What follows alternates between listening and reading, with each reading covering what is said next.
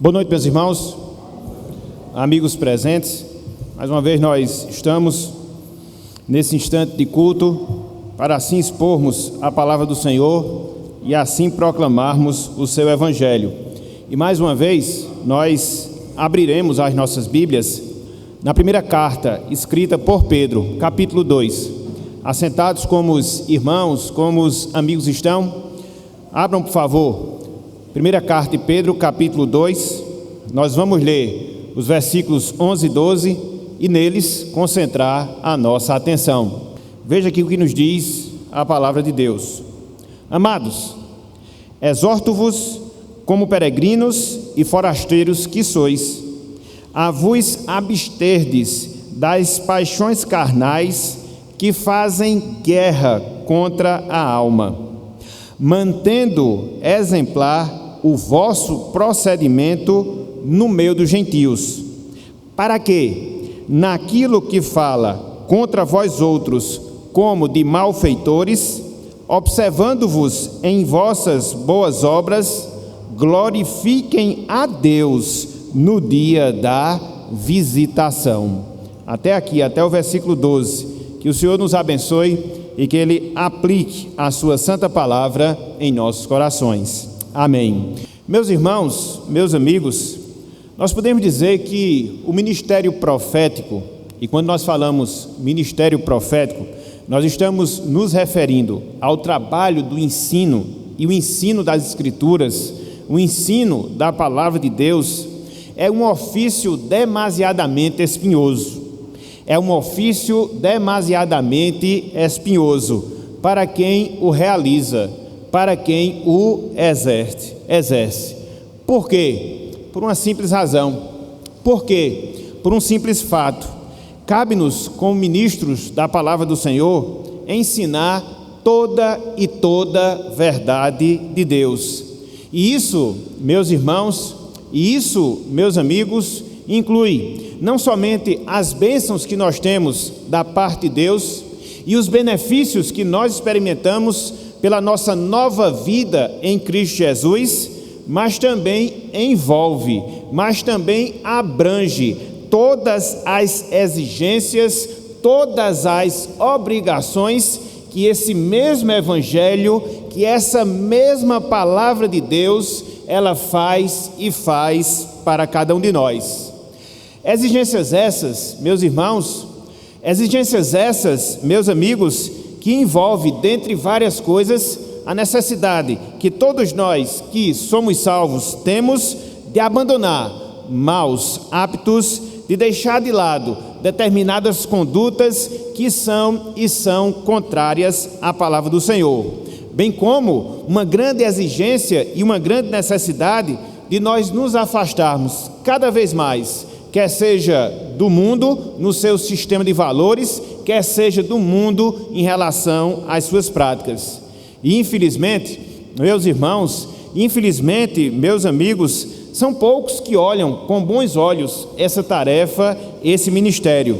Contudo, esse cuidado que nós devemos ter como pregadores, esse cuidado que nós devemos ter como anunciadores do Evangelho, ele revela o amor, ele revela a atenção para com aqueles que fazem parte do povo de Deus, para com aqueles que fazem parte do povo da aliança. Contudo, a verdade permanece. O ministério profético, ou seja, o ministério do ensino, é um ofício espinhoso para quem o realiza.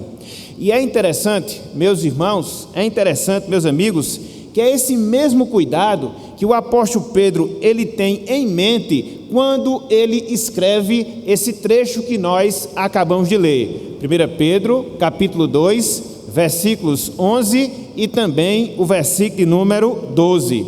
Conforme nós vimos na semana passada, o apóstolo Pedro, ele acabara de falar da nova realidade de quem é alcançado pela misericórdia e pela compaixão de Deus. Conforme vimos lá no versículo 9, essas pessoas que são alvo, essas pessoas que são objetos da misericórdia de Deus, elas passam a ser aqui na terra raça eleita, elas passam a ser aqui na terra sacerdócio real. Elas passam a ser aqui na terra nação santa. Elas passam a ser aqui na terra povo de propriedade exclusiva de Deus. São os nossos privilégios, são os nossos benefícios, e por causa disso e por causa dessa feliz realidade, essas mesmas pessoas, elas são obrigadas, elas são chamadas a anunciar as virtudes de Deus, ou seja, daquele que chamou-os das trevas para a sua e sua maravilhosa luz. E aí, o apóstolo Pedro, ele não para apenas nessa exortação, dessa obrigação, dessa incumbência, dessa responsabilidade que todos nós, meus irmãos, que todos nós, minhas irmãs, temos pelo fato de sermos povo de Deus. Pedro, ele segue nessa sequência e nos versículos 11 e também no versículo número 12, ele mostra a necessidade, ele mostra a obrigação que recai sobre mim, que recai sobre você, que recai sobre cada um de nós, que fomos alvos da graça salvadora de Deus, de vivermos uma vida cada vez mais afastados do pecado e demonstrando uma vida exemplar para que Deus ele possa ser glorificado em nossas vidas. Então, de certa forma, é isso que o apóstolo Pedro ele vai começar a falar a partir daqui. Sobretudo da metade do versículo 11, sobretudo em todo o versículo 12, mostrando-nos essa necessidade de cada vez mais nos afastarmos do pecado, de cada vez mais vivermos uma vida exemplar, para que assim Deus ele venha a ser visto, para que assim o Senhor ele venha a ser reconhecido em nossas vidas. Então, é nisto que envolve todo o trabalho do Evangelho. Não só mostrar as bênçãos que são reais para aquelas pessoas que são salvas, mas também exortá-las, mas também apontar para elas as obrigações que Deus ele requer cada um de nós. Por isso, meus irmãos, por isso, meus amigos, eu queria que nós pensássemos na noite de hoje no seguinte tema: encorajamento de Deus para o seu povo. Eu queria que nós pensássemos com a graça de Deus na noite de hoje no seguinte tema: encorajamento de Deus para o seu povo. E basicamente a gente vai dividir a nossa mensagem em duas partes. Basicamente a gente vai dividir a nossa meditação em dois blocos. No primeiro momento nós vamos destacar a visão que Deus tem do seu povo, e no segundo momento nós vamos destacar o encorajamento que Deus faz para o seu povo. Então, seguindo aqui essa sequência, concentrando a nossa atenção nesses dois versos, eu queria que a partir de agora pudéssemos discorrer sobre esses dois pontos. O primeiro deles, a visão que Deus tem do seu povo. A visão que Deus tem do seu povo. Acompanhe conosco, meus irmãos, acompanhe conosco, meus amigos, a primeira parte do versículo 11, 1 de Pedro, capítulo 2, somente por hora, a primeira parte do versículo de número 11. Vejam aqui o que nos diz a palavra, vejam aqui o que nos diz o Evangelho. Diz-nos o seguinte: amados, exorto-vos como peregrinos e forasteiros que sois. Repetindo, amados, exorto-vos como peregrinos e forasteiros que sois. Aqui, meus irmãos, aqui, meus amigos, antes de fazer a sua admoestação, antes de fazer a sua exortação em si, Pedro, ele se dirige de maneira amorosa. Pedro, ele se dirige de forma carinhosa aos seus ouvintes. Em suas palavras, aqui Pedro, ele traz a visão que Deus possui. Pedro, ele traz a visão que Deus tem e tem do seu povo, enquanto o seu povo está aqui neste mundo. Enquanto o seu povo está aqui e aqui na terra. Não nos esqueçamos disso. Não esqueçamos disso. Se nós fôssemos ter uma interpretação bem direta aqui dessa primeira frase do versículo 11, nós poderíamos, felizmente, interpretá-la justamente dessa forma. A visão que Deus possui, a visão que Deus tem do seu povo, enquanto este povo está aqui nesse mundo, enquanto o seu povo está aqui nessa terra. De certa forma, meus irmãos, de certa forma, meus amigos, o apóstolo Pedro, ele aprofundará ainda mais a descrição que ele faz aqui dos salvos. Se lá no versículo 9, ele chamou os salvos de raça eleita, se lá no versículo 9, ele chamou os salvos de sacerdócio real, se lá no versículo 9, ele chamou os salvos de nação santa, se lá no versículo 9, ele chamou os salvos de povo de propriedade exclusiva de Deus, aqui na primeira parte do versículo 11, ele vai detalhar, ele vai aprofundar mais quem nós somos, meus irmãos, quem nós somos, minhas irmãs, aos olhos de Deus, enquanto nós estamos peregrinando na nossa vida aqui na terra.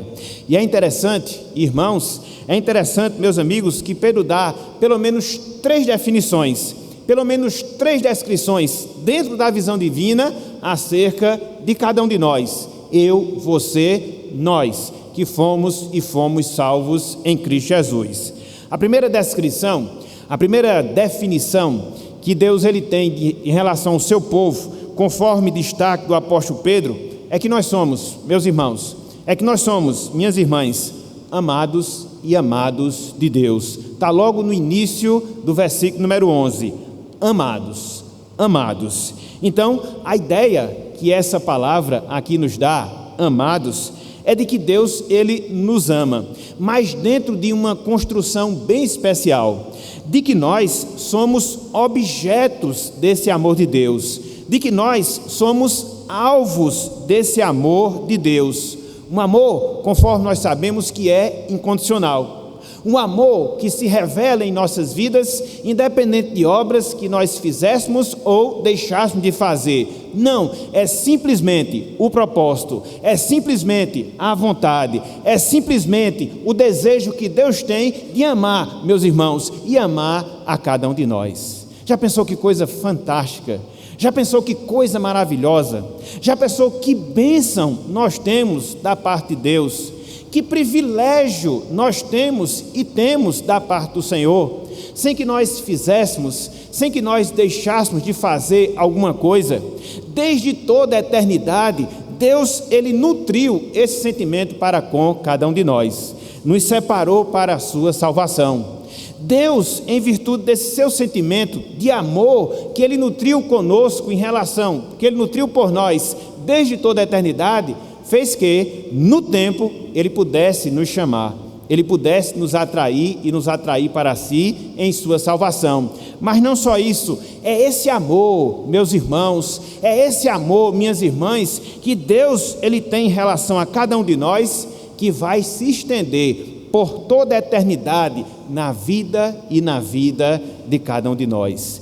Que grande bênção, que grande privilégio, que grande dádiva nós temos da parte de Deus, que grande dádiva nós temos e temos da parte do Senhor. Deus, ele olhou para conosco com o seu olhar de amor. Deus, ele agiu em relação a nós com o seu sentimento de amor, repito, sem que nós fizéssemos ou deixássemos de fazer nada, simplesmente nada, tão somente por causa do propósito e da vontade de Deus em relação a cada um de nós. Então, meus irmãos, então, minhas irmãs, como é que Deus nos enxerga hoje? Como é que Deus nos vê hoje? Nós que somos o seu povo aqui na terra. Pedro diz, eu, você, cada um de nós, somos e somos amados de Deus. Louvado seja o Senhor por essa grande bênção. Contudo, o apóstolo Pedro, ele não para por aí. Ele não se refere aos salvos dentro da visão divina como pessoas que são amadas por Deus. Ele segue, ele prossegue e ele destaca uma segunda definição que faz parte da visão que Deus ele tem de cada um de nós, meus irmãos, de cada um de nós, minhas irmãs. Além de nós sermos amados de Deus, nós também somos peregrinos aqui na terra. nós também somos peregrinos aqui na terra. É por isso que no versículo 11 Pedro diz: amados, exorto-vos como peregrinos. Essa palavra peregrinos que nós encontramos aí no versículo 11, literalmente falando, meus irmãos, literalmente falando, meus amigos, significa retirantes. Nós somos retirantes aqui neste mundo. É interessante que essa palavra descrevia pessoas que não moravam no seu lugar de origem, que moravam em um outro local. Local esse onde elas não desfrutavam de nenhum privilégio. Local esse onde elas não desfrutavam de nenhum direito. Então, em termos espirituais, era assim que Deus via os nossos irmãos no passado. Em termos espirituais, é assim, meus irmãos, é assim, minhas irmãs, que Deus também nos vê. Nós vivemos sim neste mundo, nós vivemos sim nesta terra, mas esse mundo, essa terra não é nossa. Esse mundo, essa terra não nos pertence. Nós não temos, meus irmãos, nós não temos, minhas irmãs, nenhum direito, nenhum privilégio terreno, de acordo com a descrição que Deus ele faz de cada um de nós aqui neste mundo. Na verdade, meus irmãos, na verdade, minhas irmãs, enquanto nós estivermos aqui nessa terra, enquanto nós estivermos aqui nesse mundo, o mundo sempre nos olhará com maus olhos. Mas não só isso, enquanto nós estivermos aqui neste mundo, o mundo sempre procurará nos fazer algum tipo de mal, porque nós somos luz que brilha nesse mundo e nesse mundo de trevas. É interessante, meus irmãos, é interessante, minhas irmãs, que desde o Antigo Testamento, os santos de Deus no passado, desde o Antigo Testamento, os servos de Deus no passado, eles se viam como peregrino e eles viviam como peregrinos aqui neste mundo. Preste atenção, a perspectiva que nós vemos dos santos, a perspectiva que nós temos dos servos de Deus no passado é que eles se enxergavam como peregrinos e que eles viviam como peregrinos aqui na terra. Sem desmarcar esse texto aí de Pedro, abram por favor as suas Bíblias no Salmo 39. Veja como Davi se via aqui neste mundo, que é a visão que nós devemos ter, porque é a visão que Deus tem de nós. Salmo 39, versículo 12. Salmo 39, versículo 12. Olha só que coisa fantástica nós temos aqui. Olha só que coisa maravilhosa nós temos aqui. É a descrição, irmãos e irmãs, que Deus ele faz de cada um de nós. Salmo 39, versículo número 12.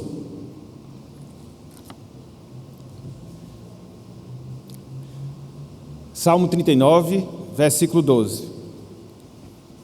Diz-nos o seguinte a palavra do Senhor: ouve, Senhor, a minha oração, escuta-me quando grito por socorro. Não te emudeças à vista das minhas ou de minhas lágrimas. Veja agora a parte final: porque sou forasteiro à tua presença, peregrino, como todos os meus pais o foram. Então Davi se via como um peregrino. Davi se via como um forasteiro. Ele não estava ligado a este mundo. Ele sabia que estava apenas de passagem ao longo dessa vida, que não tinha direito, que não tinha privilégio. Ele era, literalmente falando, um retirante aqui na terra. Era assim que ele se via, era assim que ele se enxergava. Essa é a visão de Deus. E aí quando nós seguimos, e agora lá no Novo Testamento, lá na carta aos Hebreus, capítulo 11, versículos 9 e também o versículo 13, nós observamos que os patriarcas, eles viviam nesse mundo como peregrinos. Os patriarcas, eles viviam nesse mundo como peregrinos. Então, não é só a visão de ser um peregrino, mas é a conduta de viver como um peregrino. Abram, por favor, Hebreus capítulo 11, versículos 9 e 13. Hebreus capítulo 11, versículos 9 e 13. Aqui a descrição dos patriarcas, vivendo, procedendo aqui nesse mundo como de fato eles eram, e como nós somos, peregrinos. Olha só, versículo 9: pela fé, falando de Abraão, peregrinou na terra da promessa, como em terra alheia, habitando em tendas com Isaque e Jacó, herdeiros com ele da mesma promessa, E aí, versículo número 13: todos estes, referindo-se aos patriarcas, morreram na fé, sem ter obtido as promessas, vendo-as, porém, de longe, e saudando-as e confessando que eram estrangeiros e peregrinos sobre a terra. Então, é o que Pedro fala. Então, é o que Pedro ensina. Nós somos, meus irmãos, nós somos, minhas irmãs, peregrinos e peregrinos enquanto nós estivermos aqui na terra. Somos retirantes, sem nenhum privilégio. Somos retirantes, sem nenhum direito. Tão somente estamos aqui cumprindo a vontade do Senhor. Então, de um lado, nós somos amados de Deus. Por outro lado, nós somos peregrinos. E Pedro, ele aprofunda ainda mais a visão que Deus tem de cada um de nós. Ou seja, nós também, meus irmãos, nós também, minhas irmãs, somos e somos forasteiros. Somos e somos forasteiros. Versículo 11, mais uma vez, de 1 Pedro capítulo 2, Pedro diz, forasteiros. Essa palavra forasteiro, ela descreve alguém que está de passagem em um determinado local, em um determinado território, em uma determinada cidade, em um determinado país. Ela se refere a um viajante, a também um retirante, mas dentro dessa perspectiva de quê? De que ele está apenas de passagem naquele local, que ele está apenas de passagem naquele território. E aí nós aprendemos que o mundo, este mundo, meus irmãos, este mundo, minhas irmãs, não constitui a nossa pátria. Esse mundo não constitui na pátria dos salvos, conforme o ensino da palavra de Deus. Nós estamos, irmãos, irmãs, passando apenas uma ligeira chuva antes de nós chegarmos ao nosso destino final, antes de nós chegarmos à nossa pátria celestial. Então, é essa a visão que Pedro também tem. Somos amados de Deus, somos peregrinos, somos forasteiros, porque a nossa pátria, ela não é deste mundo. A nossa pátria, ela não é terrena. A nossa pátria é uma pátria celestial. E quando nós falamos isso, nos lembramos muito daquilo que o apóstolo Paulo fala, lá em Filipenses, capítulo 3, versículo 20. Abram aí, por favor, bem rápido. Depois desse primeiro ponto, a gente não vai consultar outros textos da palavra. Vamos concentrar mais a nossa atenção em Pedro. Abram aí, Filipenses, capítulo 3, versículo 20, e veja como Paulo se via. Veja a que pátria ele pertencia.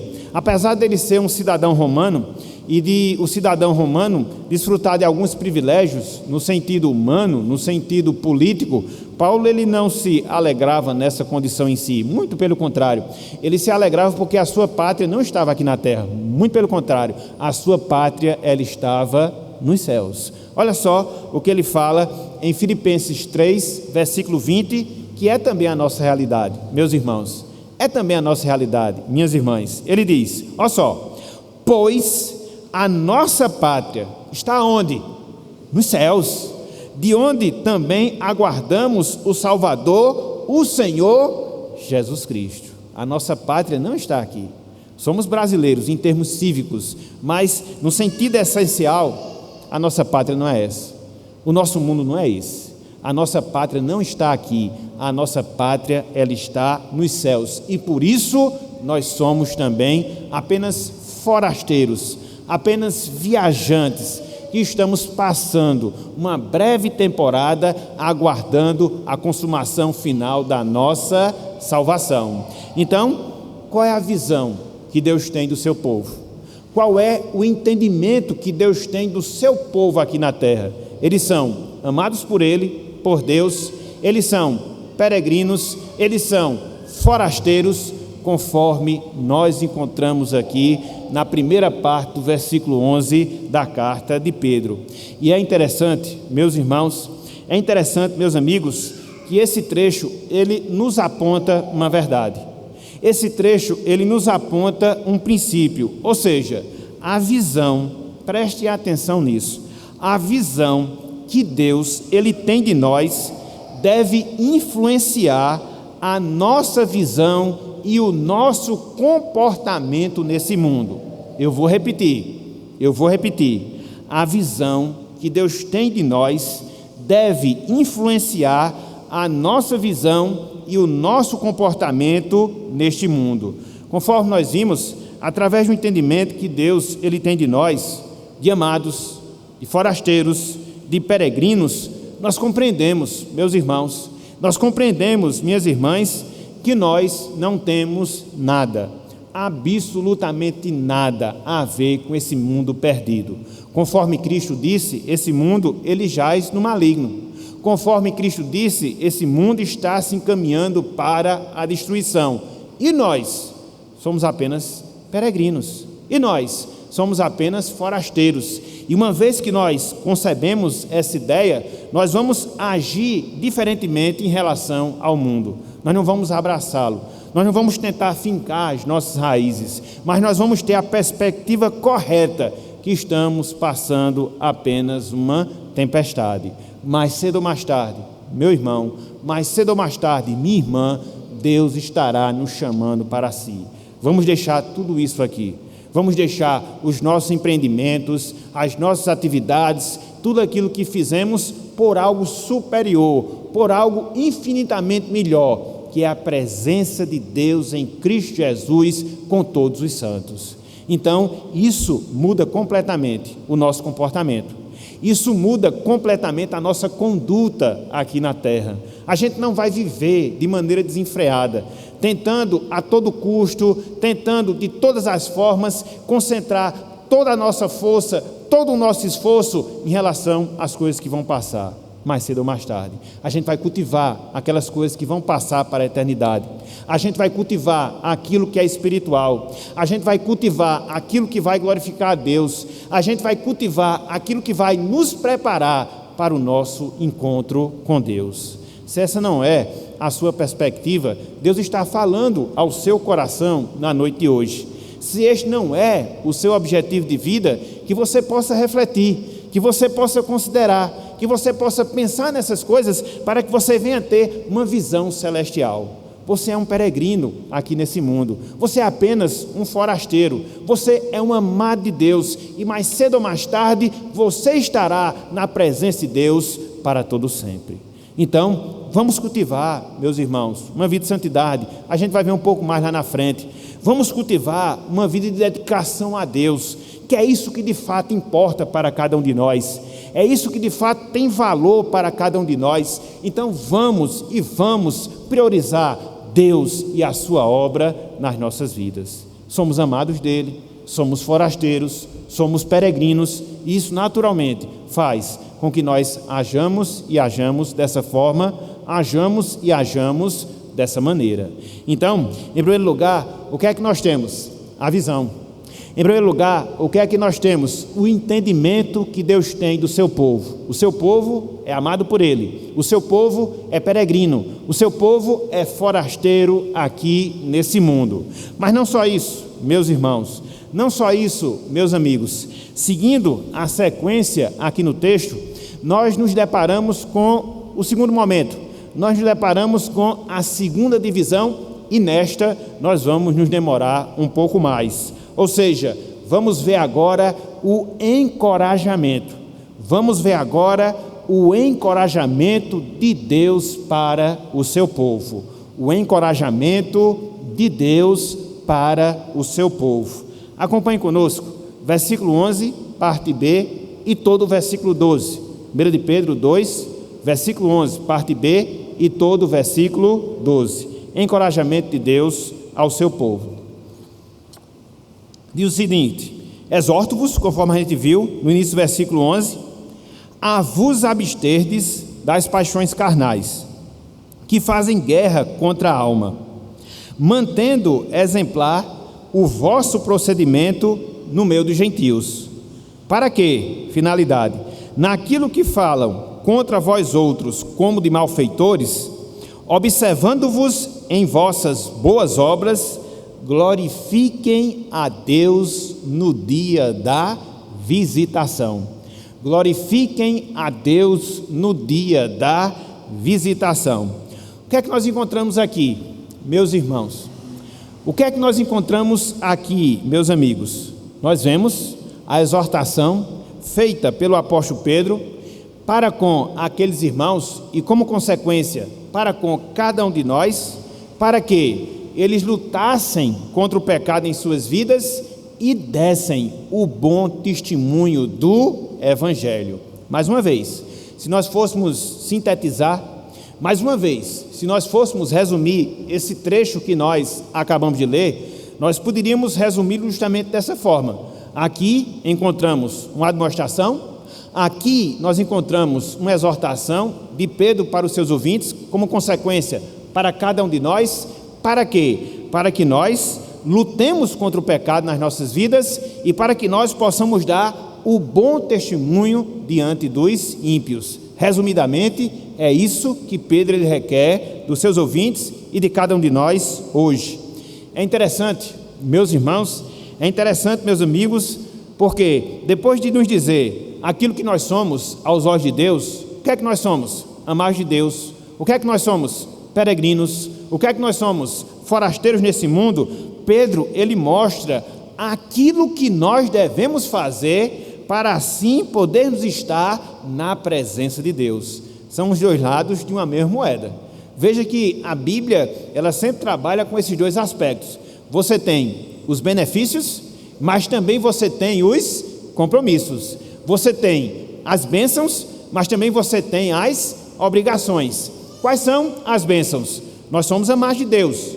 Quais são as bênçãos? Somos peregrinos, forasteiros neste mundo. Mas o que é que recai sobre nós em termos de compromisso?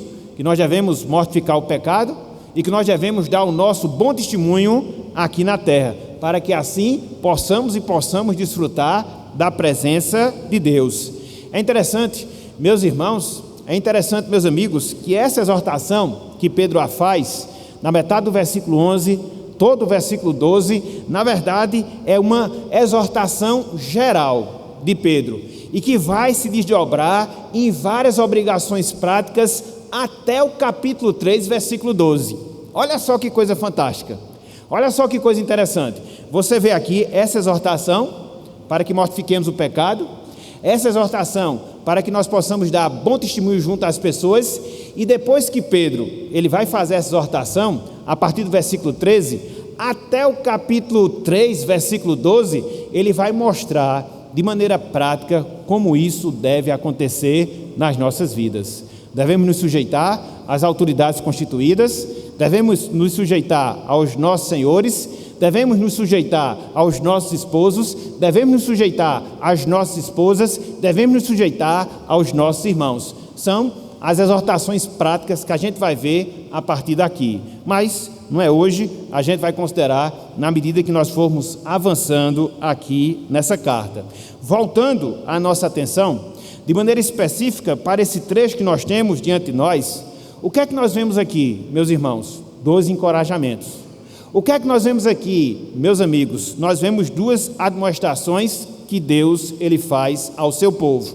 A primeira admoestação, o primeiro encorajamento está relacionado às nossas vidas pessoais, a nossa luta pessoal em termos de vida com Deus. E a segunda admoestação e o segundo encorajamento está relacionado à responsabilidade que nós temos com o nosso próximo. Veja que para Deus é assim. Veja que para Deus a vida cristã ela envolve esses 2 aspectos. Você tem compromissos com você mesmo, você tem compromisso com os outros. Isso é muito importante, porque muitas vezes as pessoas partem de uma premissa equivocada, de que uma vez que ela é salva e salva tão somente, e ela não tem mais nenhuma satisfação, ela não tem que cumprir nenhuma obrigação com ninguém. Não, meus irmãos, não, meus amigos, isso é um equívoco, é um grande equívoco. Temos responsabilidades pessoais, mas também nós temos responsabilidades coletivas. Temos responsabilidades em relação às nossas vidas, individualmente falando, mas nós também temos responsabilidades em relação às outras pessoas. E são justamente esses 2 encorajamentos, são justamente essas 2 admoestações, nesses 2 aspectos que Pedro irá fazer a partir daqui. Então, vamos considerar quais são? Vamos considerar em que consistem? Vamos ver a partir de agora. Em primeiro lugar, meus irmãos, em primeiro lugar, meus amigos, o primeiro encorajamento que Deus faz ao seu povo de maneira mais pessoal, de maneira mais particular, de que nós temos que mortificar os nossos desejos carnais. Nós temos que mortificar os nossos desejos carnais. Olhem só o que ele nos diz aí no restante do versículo 11, apenas no versículo 11. Ele diz: a vos absterdes das paixões carnais que fazem guerra contra a alma. A vos absterdes das paixões carnais que fazem guerra contra a alma. O que é que nós temos aqui? Temos Pedro insistindo, temos Pedro exortando em relação aos irmãos. Para quê? Para que eles suprimissem os desejos de satisfazer a inclinação da carne. De maneira resumida, esse é o conselho. De maneira sintetizada, essa é a exortação que Pedro faz aos seus ouvintes e, como consequência, que Pedro faz, meus irmãos, minhas irmãs, a cada um de nós. De quê? De que a gente suprima os nossos desejos de satisfazer as inclinações e inclinações da nossa carne. É interessante que quando você considera aqui essa exortação, você consegue entender, você consegue conceber que essa realidade ainda, meus irmãos, essa realidade ainda, minhas irmãs, faz parte da nossa vida. Nós estamos sujeitos a determinadas paixões, nós estamos sujeitos a determinados sentimentos carnais enquanto nós estamos peregrinando, enquanto nós estamos agindo como forasteiros aqui nesse mundo. Somos regenerados? Sim. Fomos transformados? Com toda a certeza, com toda a convicção.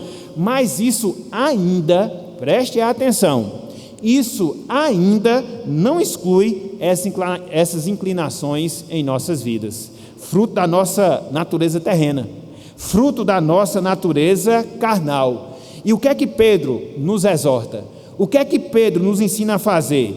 Que nós refreemos esses desejos, que nós refreemos essas satisfações em nossas vidas. A palavra abster-se, que você encontra aqui no versículo 11, significa isso, refrear, significa parar, significa paralisar. Então, isso diz respeito a essa luta que eu tenho, que você tem, que cada um de nós temos ao longo da nossa peregrinação aqui na terra.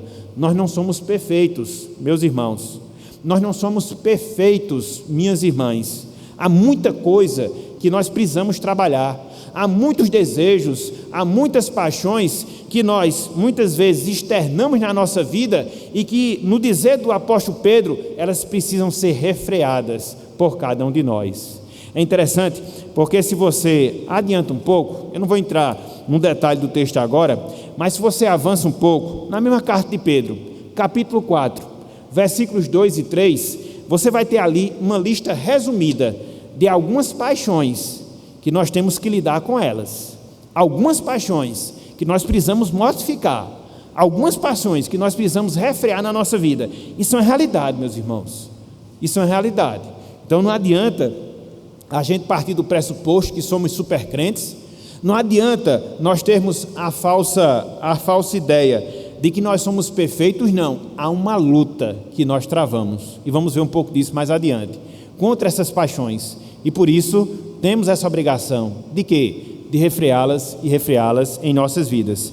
1 de Pedro, capítulo 4, versículos 2, em especial o versículo 3. Olha só o que diz aqui a palavra do Senhor: para que, no tempo que vos resta na carne, já não vivais de acordo com as paixões dos homens, mas segundo a vontade de Deus. Então, o tempo que resta da nossa peregrinação, temos essa luta para travar.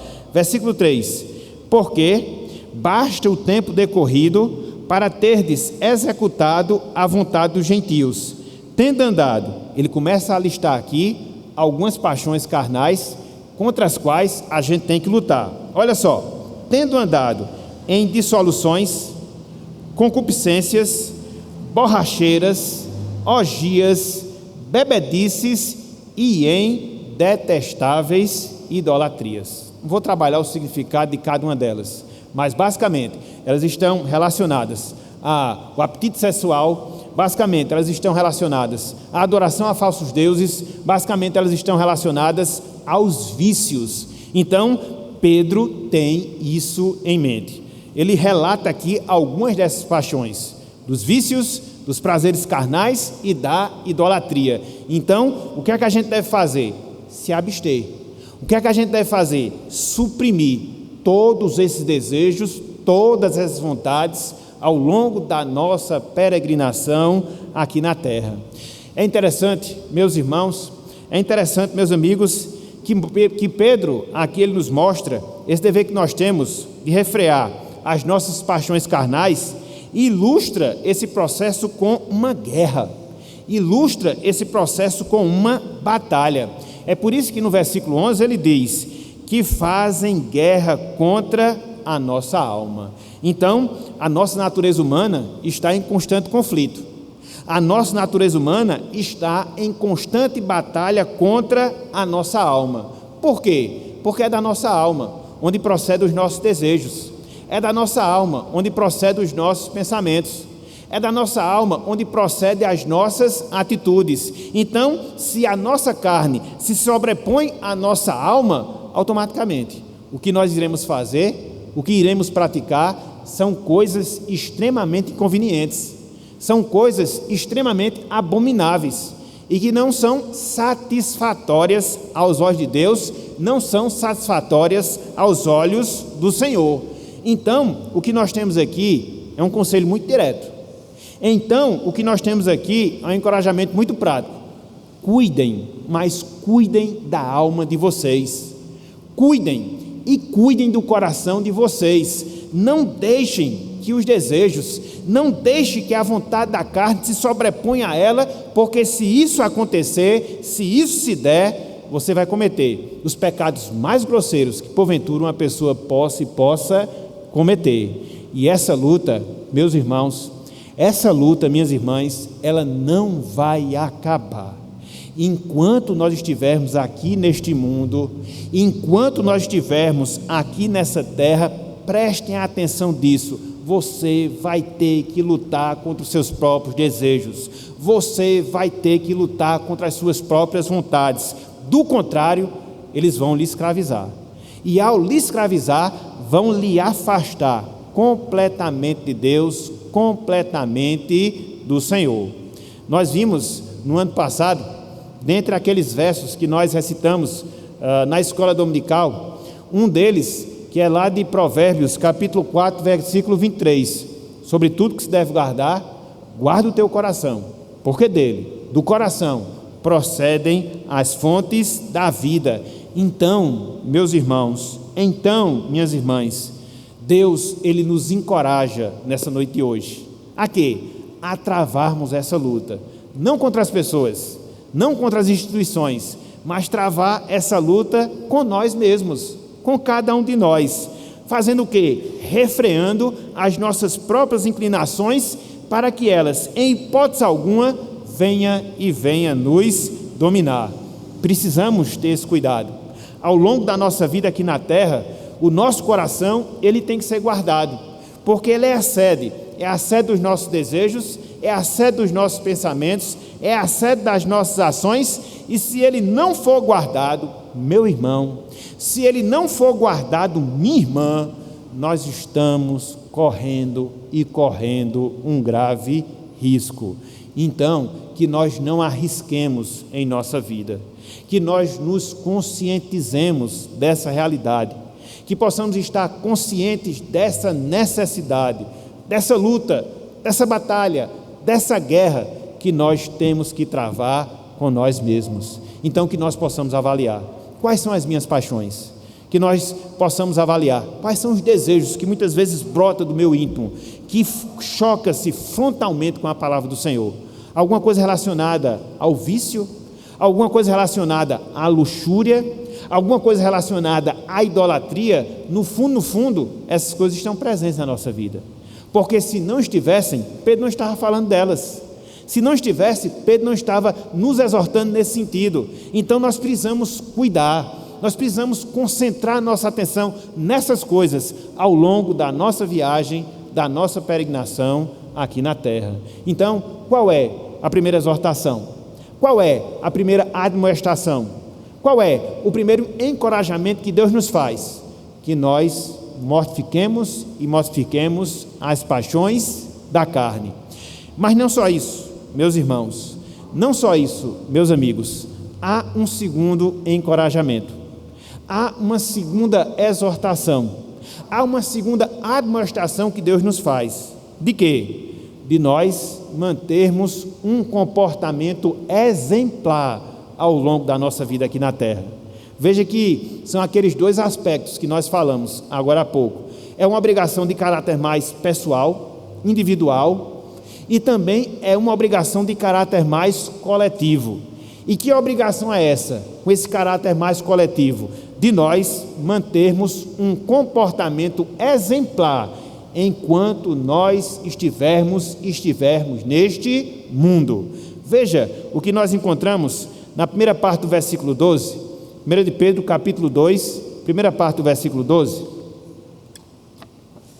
diz o seguinte, a palavra do Senhor: mantendo exemplar o vosso procedimento no meio dos gentios. Mantendo exemplar o vosso procedimento no meio dos gentios. Então, aqui nesse trecho, Pedro, ele está encorajando, ele está exortando, ele está admoestando os irmãos para que eles manifestem, para que eles demonstrem uma vida de piedade em meio aos descrentes. Aqui ele chama aqui de gentios. Literalmente falando, Pedro, meus irmãos, literalmente falando, Pedro, meus amigos, está ensinando àqueles irmãos e está também nos ensinando que nós devemos ter uma vida bonita de se ver. Literalmente falando, essa expressão que nós temos aqui, mantendo exemplar o vosso procedimento, é justamente isso: viver uma vida bonita de se ver, uma vida admirável, uma vida recomendável, uma vida de piedade. É interessante que aqui Pedro ele se dirige a irmãos que estavam sendo oprimidos. E oprimidos por quem? Por esses gentios, por esses ímpios. Mas mesmo assim, veja que coisa interessante.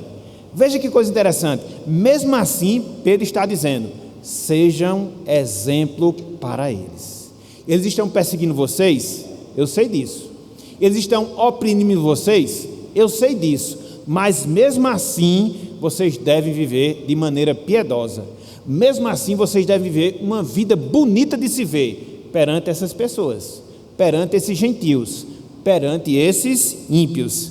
É interessante, meus irmãos, é interessante, meus amigos, que no primeiro século, os cristãos, os crentes, eles eram tidos como malfeitores. Isso a história da igreja mostra, a história da igreja registra. No primeiro século, os primeiros 100 anos do cristianismo, os cristãos, na sua maioria, eles eram tidos como malfeitores. Por quê? Pelo menos por 3 razões. Por quê? Pelo menos por 3 motivos. Em primeiro lugar, porque eles não se sujeitavam ao culto ao imperador. Havia a institucionalização do culto ao imperador, seja ele que fosse, o que estivesse no cargo. Eles eram adorados. E os cristãos chegavam e diziam: não, eu não vou adorar o imperador. Então isso já causava uma certa algeriza dos ímpios em relação aos crentes. Mas não só isso, os crentes, eles eram tidos como pervertidos sexualmente falando.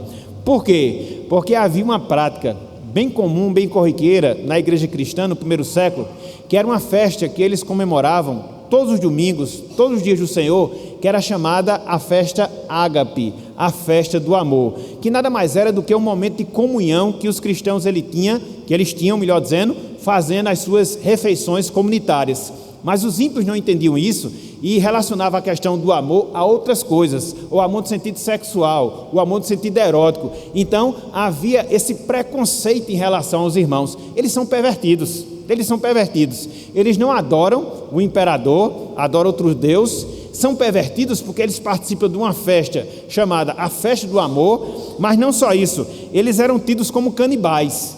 Por quê? Porque eles não entendiam a questão da celebração da ceia do Senhor. Os cristãos se reuniam para comer a carne e o sangue, para comer a carne e beber o sangue de Jesus através do pão e do vinho, mas os gentios pegavam isso literalmente falando e tinham os cristãos como canibais. Então, eram algumas distorções que havia, eram alguns preconceitos, eram algumas discriminações dos ímpios em relação aos cristãos. Por isso, a nossa afirmação anterior, que no primeiro século, os cristãos, por causa disso, eles eram tidos como malfeitores. Não sujeitavam a adoração ao imperador, eles eram tidos como pervertidos sexualmente falando e também eram tidos como canibais. Por isso, a discriminação. Por isso também a perseguição. E aqui nós entendemos a razão.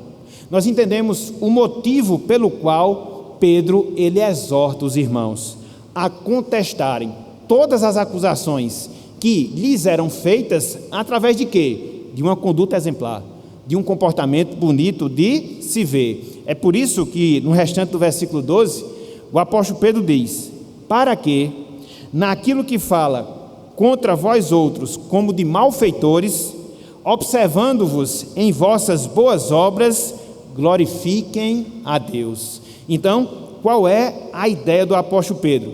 É que os ímpios, na medida em que eles acompanhavam a conduta, a prática, a vivência dos cristãos, eles chegassem à conclusão de que as acusações que eles faziam para os cristãos eram sem base, era inverídica.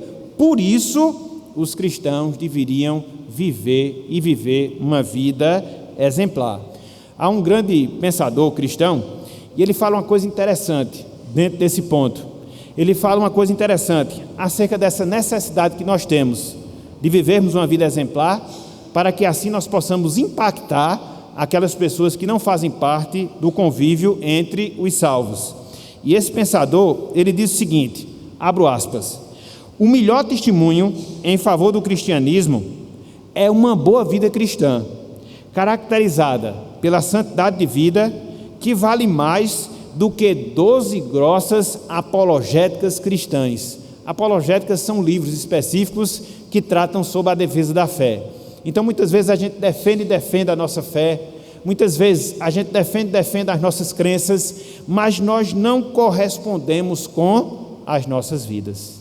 E aí acaba que nós somos incoerentes, acaba que nós acabamos agindo como hipócritas. Então, é nesse sentido, é nesse espírito que Pedro ele faz essa admoestação. Deem um bom exemplo, vive de maneira piedosa, ajam de maneira exemplar. Vocês estão sendo acusados? Sim. Estão sendo acusados como malfeitores? Não resta a menor dúvida. Mas na medida em que vocês mantiverem o testemunho, na medida em que vocês mantiverem a conduta correta de vocês, mais cedo ou mais tarde, os ímpios vão ver. Mais cedo ou mais tarde, os ímpios vão observar. E aí eles vão constatar que todas as acusações não fazem parte da realidade. Por fim, aqui dentro desse trecho, Pedro, meus irmãos, por fim, aqui dentro desse texto, Pedro, meus amigos, ele diz que nesse contexto de apresentação de um bom testemunho, Deus, ele atuaria nos ímpios através do bom testemunho, da boa conduta cristã. É por isso que no finalzinho mesmo do versículo 12, Pedro ele completa: glorifiquem a Deus no dia da visitação. Glorifiquem a Deus no dia da visitação. Essa visitação, a qual Pedro aqui faz referência, ela não tem a ver com o dia de juízo, não. Muitas vezes as pessoas interpretam dessa forma, mas não é assim. Essa visitação aqui diz respeito ao poder visitador de Deus na vida dos ímpios, operando através da regeneração. E a ideia é justamente essa: os cristãos deveriam viver uma vida exemplar, os cristãos deveriam apresentar o bom testemunho, e assim, através daquele testemunho, quando Deus operasse, visitasse com poder a vida e o coração daqueles ímpios, eles iriam ser despertados, iriam por isso glorificar a Deus através da vida dos cristãos. Veja, meus irmãos, Veja, minhas irmãs, como é importante o nosso testemunho de vida. Veja como é necessário o nosso testemunho de vida. Muitas vezes Deus usa o nosso testemunho. Muitas vezes Deus usa a maneira como nós nos conduzimos para falar ao coração do ímpio, para visitá-lo com poder salvador, para despertá-lo em termos espirituais e assim, através do nosso comportamento, Ele, Deus, no final de tudo, Ele vem a ser glorificado. É assim que Ele faz, é assim que Ele age. E aí, eu pego uma citação de um grande servo de Deus, viveu entre os anos 100 e 165, ele é um dos grandes teólogos conhecidos da história primitiva da igreja, chamado Justino Marte. Olha só o que ele diz em relação à sua experiência. Ele que num primeiro momento era um perseguidor, ele que num primeiro momento também via negativamente os cristãos, mas depois de observar a conduta deles, depois de observar o seu comportamento, Deus o agraciou com a salvação. E ele falou o seguinte, relatando um pouco da sua experiência. Ele disse, abro aspas, quando ouvi, falava Justino Marte, dizer do que os cristãos eram acusados, e os vi desmentindo ante a morte e ante tudo que se considera temível, fiquei certo que eles não viviam na impiedade e no amor aos prazeres. Então foi essa a conclusão que Justino Marte chegou. Observou a conduta dos cristãos, viu que aquilo que acusava os cristãos não era verdade, e isso fez com que eles chegasse à salvação. E aqui, meus irmãos, e aqui, minhas irmãs, nós temos uma grande verdade, nós temos um grande princípio que nós precisamos urgentemente aplicá-lo em nossas vidas. Ou seja, que o nosso trabalho evangelístico, ele também é realizado através do nosso comportamento e comportamento diário. Não nos esqueçamos disso, meus irmãos. Não nos esqueçamos disso, minhas irmãs. Nós temos um trabalho evangelístico. E esse trabalho ele pode acontecer de duas formas. Esse trabalho ele pode acontecer de duas maneiras. Através da proclamação que nós fazemos da verdade e através da nossa obediência, da nossa conduta seguindo após essa verdade. Muitas vezes, as nossas ações, elas falam bem mais alto do que as nossas palavras. Muitas vezes, o nosso comportamento, ele fala bem mais profundamente do que a nossa pregação. E é isso o que a palavra de Deus também nos chama. Para isso que a palavra de Deus também nos chama. Para que nós mantenhamos exemplar o nosso comportamento, para que a gente possa impactar diante da sociedade. Para que nós possamos impactar perante aquelas pessoas que não têm Deus, que não desfrutam da salvação. Então, para essa tarefa evangelística, para essa tarefa de pregação, a gente não precisa de muito conteúdo. A gente não precisa de muito conteúdo. A gente precisa de quê? Vida. A gente precisa de quê? De comportamento. A gente precisa de quê? De conduta. Infelizmente, muito do nosso trabalho, muito do nosso labor evangelístico, ele é prejudicado pelo testemunho de vida que nós damos às pessoas. Muito do nosso trabalho evangelístico, muito do nosso labor evangelístico, ele é prejudicado por causa do testemunho que nós damos e damos às pessoas. Então, hoje, meus irmãos, meus amigos, nós vimos dois pontos relacionados ao encorajamento que Deus faz ao seu povo. Em primeiro lugar, nós vimos a visão que Deus nutre em relação ao seu povo, são amados de Deus, são peregrinos, são forasteiros, mas não só isso, nós vimos também o encorajamento que Deus faz ao seu povo. De quê? Mortificar o seu pecado, de quê? De manter exemplar o seu procedimento. E diante disso, meus irmãos, e diante disso, meus amigos, como é que nós aplicamos todas essas verdades em nossas vidas? Eu separei pelo menos duas lições, eu separei pelo menos duas aplicações para que possamos discorrer sobre elas nessa parte final da nossa meditação. Em primeiro lugar, meus irmãos, minhas irmãs,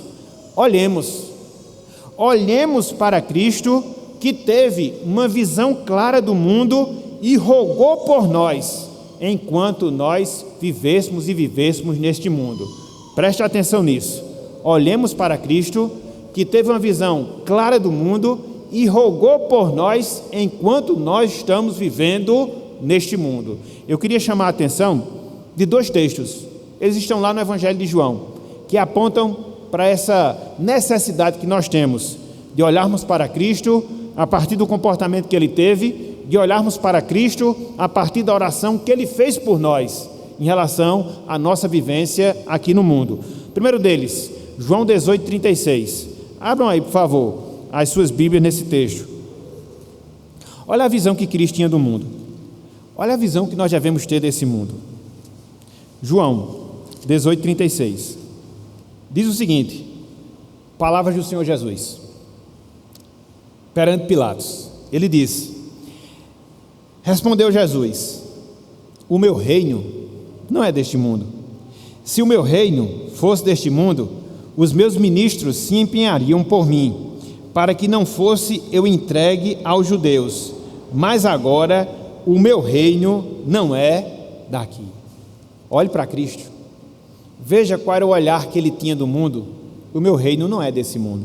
Eu não sou aqui desta terra, mas o meu reino ele é celestial. É essa visão que nós devemos ter da nossa vida aqui na terra. A visão que Cristo teve. Mas não só isso. Nós devemos olhar para a intercessão que Cristo fez enquanto nós estamos aqui nesse mundo. Volta um pouco aí a sua Bíblia, capítulo 17 de João, a famosa oração sacerdotal, versículos 13 até o versículo 19. Olha só o cuidado que Cristo teve, finalzinho da sua vida, quando estava prestes a morrer por nossos pecados. Ele se lembrou de nós, meus irmãos. Ele se lembrou de nós, minhas irmãs, e Ele rogou por nossas vidas enquanto nós estamos aqui nesse mundo, porque Ele sabe que viver nesse mundo não é fácil, e a experiência nos mostra facilmente essa realidade. Olha só aqui parte da oração, versículos 13 até o versículo 19. Orou Cristo ao Senhor: mas agora vou para junto de ti, e isto falo no mundo, para que eles, os seus discípulos e nós, tenham o meu gozo completo em si mesmos. Eu lhes tenho dado a tua palavra, e o mundo os odiou, porque eles não são do mundo, como também eu não sou. Nós não somos do mundo, como Cristo não é, por isso o mundo nos odeia. Versículo 15: não peço que os tire do mundo, e sim que os guardes do mal. Eles não são do mundo, como também eu não sou. Santifica-os na verdade, a tua palavra é a verdade. Assim como tu me enviaste ao mundo, também eu os enviei ao mundo.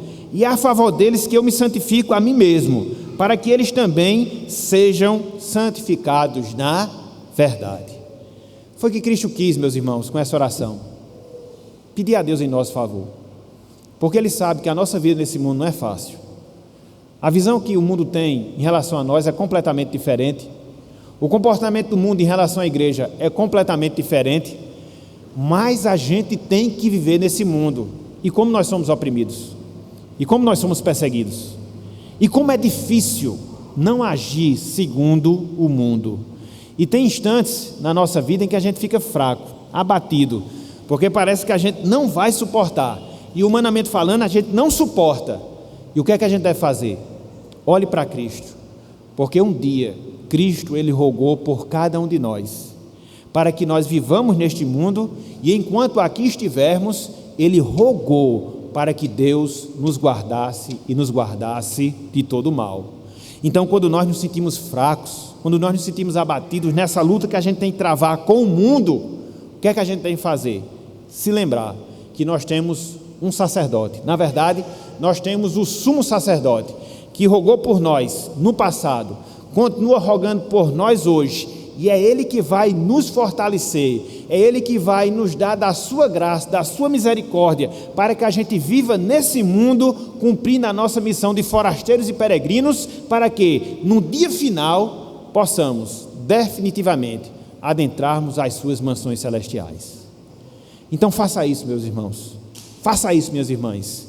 Você sabe, o mundo nos oprime, você sabe, O mundo muitas vezes quer a nossa cabeça, e muitas vezes nos sentimos abatidos diante dessas coisas. Volte-se para Cristo, recorra a Cristo, porque até hoje Ele está intercedendo por mim, por você, por cada um de nós, enquanto nós estivermos neste mundo. Disto possamos ter certeza. Em segundo lugar, eu queria me dirigir agora na parte final às pessoas não salvas, as pessoas que ainda não experimentam da salvação. Em que sentido? Nos seguintes termos: compreenda, meu amigo, compreenda, minha amiga, a transitoriedade deste mundo e volte-se para Cristo.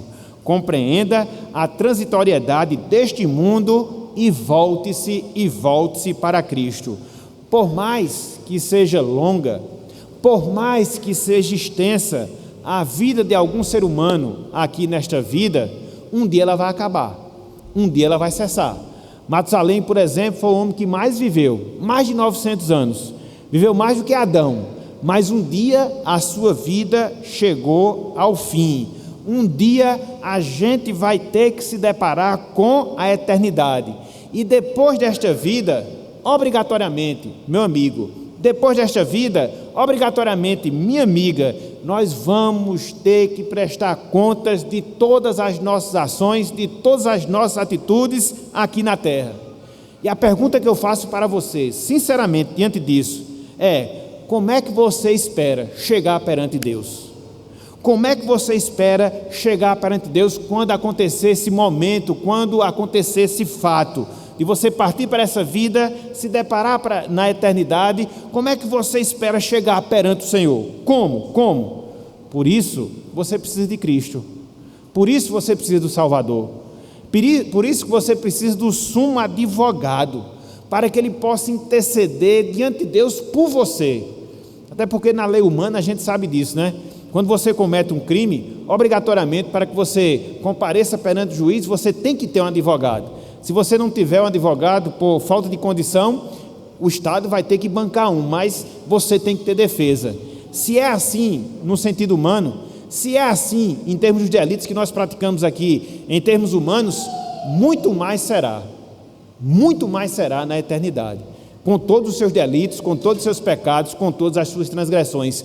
Por isso, meu amigo, por isso, minha amiga, nós conclamamos a você: recorra a esse advogado na sua vida, entregue a sua vida a esse advogado, porque até hoje e por toda a eternidade ele não perdeu, não perde e não perderá uma causa jamais, porque através do seu sacrifício, do seu sangue, ele nos purifica e nos purifica de todos os pecados.